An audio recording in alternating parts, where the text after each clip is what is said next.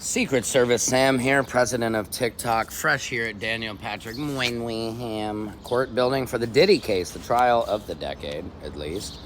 Guys, Capricorn Clark took the stand yesterday. Diddy stared her down as she walked by. She was in a very tight top, white, black dress. She looked amazing and strong, you know what I mean? You guys don't get what it feels like when, they call, the judge calls for the witness and she has to walk past everyone. It's terrifying. Anyway, the diddler stared her down. She started at Def Jam. Her mother and father passed at very young, so she's had a very tough life. It's only her.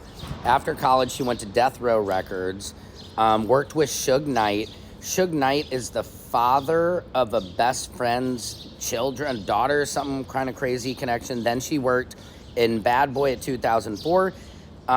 She identifies the diddler in court. They have to do that. They go, can you please identify him? Yeah, he's the one over there in the blue Mr. Rogers sweater, which they're all Mr. Rogers sweaters, by the way. He was Puff back then. 2004 to 2012 is when she worked with him. And then she goes, and can you state what happened to you while you were working with him? And she goes, I was kidnapped. And we're like, what? The whole courtroom is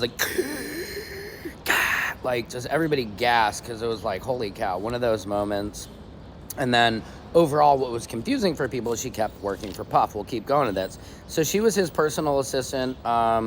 2004 to 2006, she would shadow him. When he woke up, she had to be there, yada, yada. Now, here's where it gets interesting.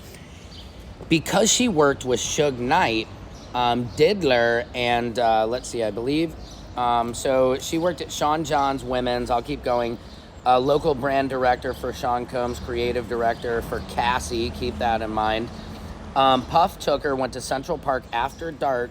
Yes, her and Uncle Paulie, it's always Uncle Paulie, or D-Rock, went, and she says, she describes all of them like football players. So Uncle Paulie physically was like a linebacker, she said, and menacing, okay?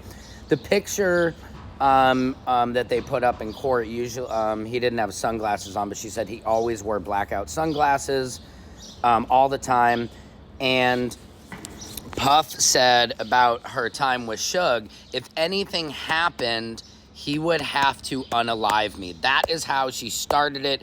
She says his demeanor changed. He was serious. I perceived the threat to be very serious, okay? And this is in beautiful Central Park. Uncle Paulie did nothing. What did Uncle Paulie do? What's a good uncle? I mean, he's not your good uncle. How did you react when he threatened you? There was nothing I could do. She's crying, mind you, this whole time. Why continue working for him?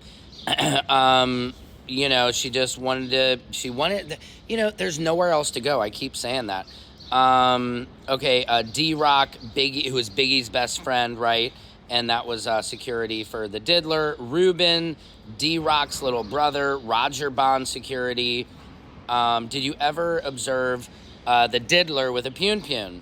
And she said yes, from kidnapping, that she mentioned earlier. And then she said at MTV with 50 Cent, Puff said to an old manager, Puff said, I like pun-puns. So that was interesting, which I had never heard that him and the 50 Centerins had a little interjections, if you will. I'm exhausted, guys. I love you guys, but I'm reading my notes. I'm going to go through it. Secret Service Sam out, Samson for president of TikTok.